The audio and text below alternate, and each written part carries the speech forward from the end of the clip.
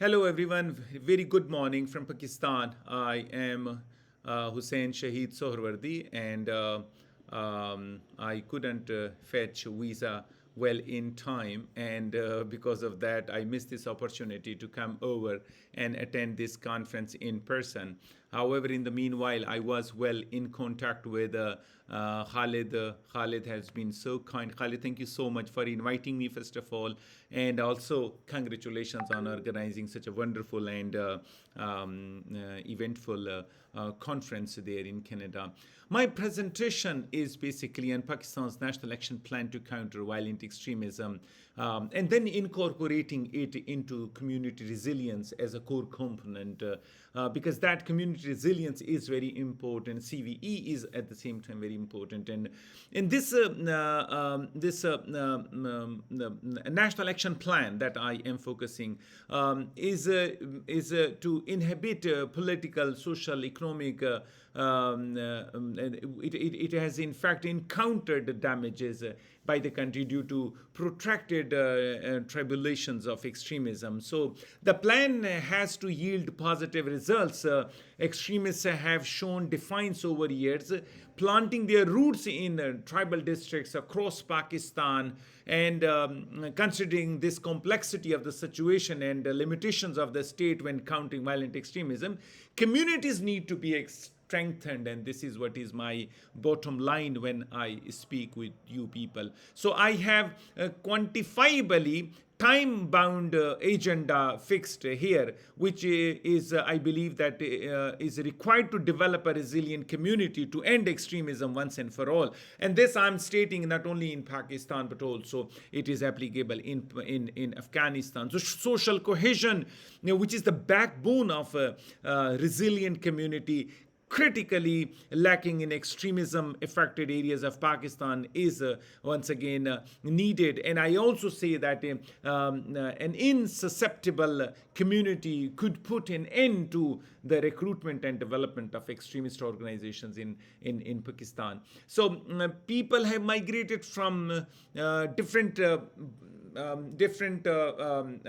peripheral areas, in which I may also say tribal areas, to settled areas, the core areas, and have potential to play a key role in empowering their respective communities. So by incorporating community resilience in National Action Plan of Pakistan, I believe that Pakistan's policymakers may be able to formulate an efficient national plan to counter violent extremism.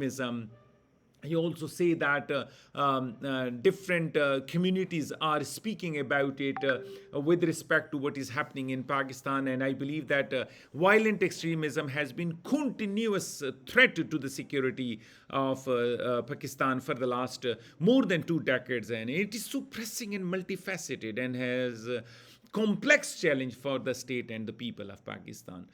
The term is also very important to be focused. Violent extremism, that has been defined as an act by individuals who support or commit ideologically motivated violence to further their political goals. Violent extremism may manifest in the name of various causes across political spectrum, but is but in the most of reported cases, it has been practiced in the form of religious extremism. So religious leaders of the tribal areas of Pakistan have mixed views about this thing. When I spoke with them, there was one fellow I interviewed in Khyber Agency, which is a Khyber district these days, Muhammad Wali Afridi, and his narrative was very interesting. He says, and I quote, "Religion is not responsible for extremism. In fact, it's the approach of every individual towards the religion. How you take it is more important than what it says. Religion has been constantly misinterpreted," Mr. Afridi says. And there are more people who face peace in the religion than those who become extremists in the name of religion. Now, who is correct? Majority of peace or minority of extremism? Unquote. Afridi has given a wonderful question at the end of his statement. But to contrast his views, I met with two religious leaders of a mosque, imams we call in Islamic terminology, Khan Zali Shanwari and Salim Khan Kuki Khail, who address this topic very differently. And they say jihad is an important part of Islam. It is a conspiracy that jihad is equated with extremism or terrorism. When I ask if Taliban fighting in Afghanistan or in Pakistan are extremists or jihadis, the reply was very simple. They said, and I quote once again, they are our Muslim brothers and we must help them. If we cannot help them, at least we must support them verbally by not equating jihad with extremism. So you understand that the two extremes. One is saying that religion is not responsible of extremism. However, there are certain people who are extremists. On the other hand, somebody says that jihad is an important part of Islam. So this phenomena of violent extremism is not only detrimental to the foreign relations of Pakistan, but is proving equally damaging to the maintenance and preservation of the domestic harmony of a state. I believe that the concept is also important.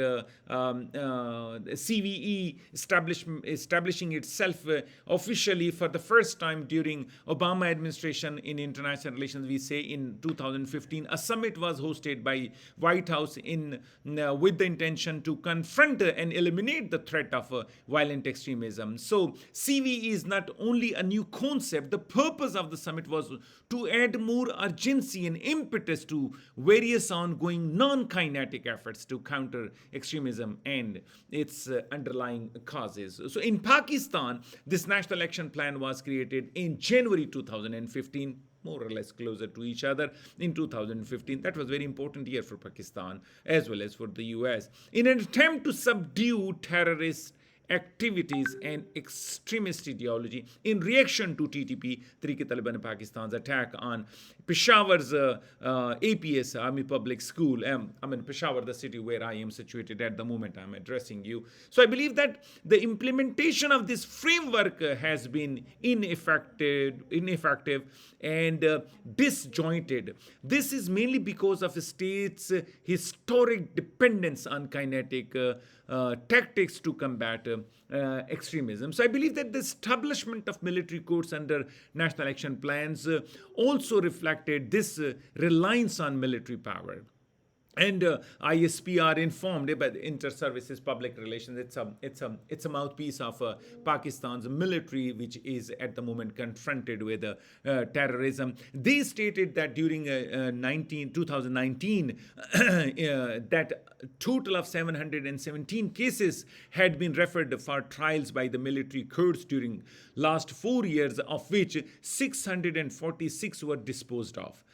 So it was stated that 345 terrorists had been sentenced to death, of which 56 had been by then executed. So the total of 296 other convicts were sentenced to imprisonment for varying terms, whereas 5 year whereas 5 of the accused were acquitted. So as per this data, we see that the conviction rate in military courts was 99.22%, which then several steps have been taken to implement National Action Plan to attain the desired goals of counter-terrorism and counter-extremism. Now, in the same process, National Counter-Terrorism Authority by the name of NACTA was established of a special military course for the speedy execution of terrorism-related trials, counter-terrorism financing, and reforming madrasa system in Pakistan. I am left with 3 more minutes, so I have to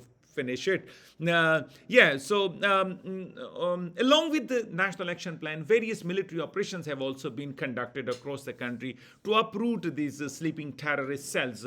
So as a result, there was a 30% reduction in terrorist attacks in 2019 as compared to the previous year, and with the passage of time, it was further reduced.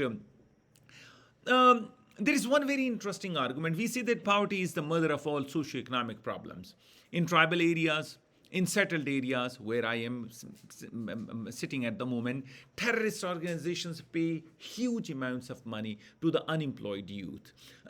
I met with one of the fellows who stated that assigned jobs are also cast in religious terms, that is jihad. And that was when I quote Asal Alam of North Waziristan, now living in DA Khan. He says, and I quote, people from our village were employed to fight against Western forces in Afghanistan in the name of Islam.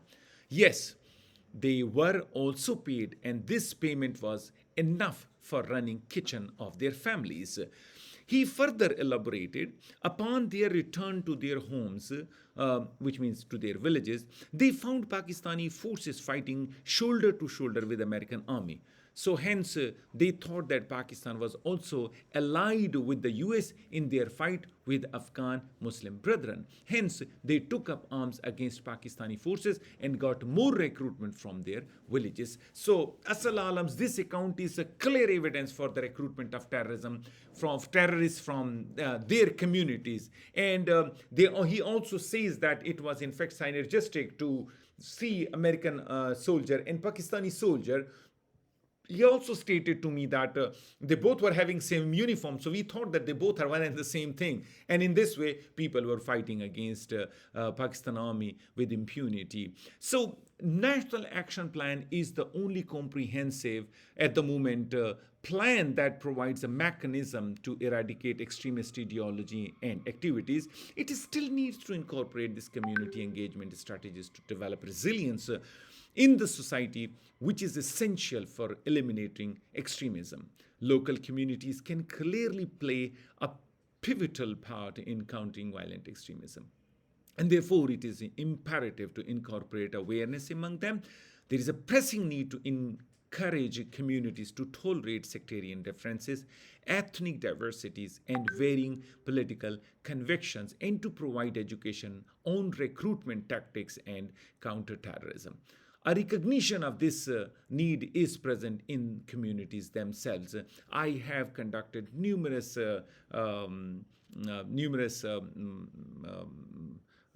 interviews for this paper. My paper is also available with Khalid, with the WAN organization. Whenever you feel like that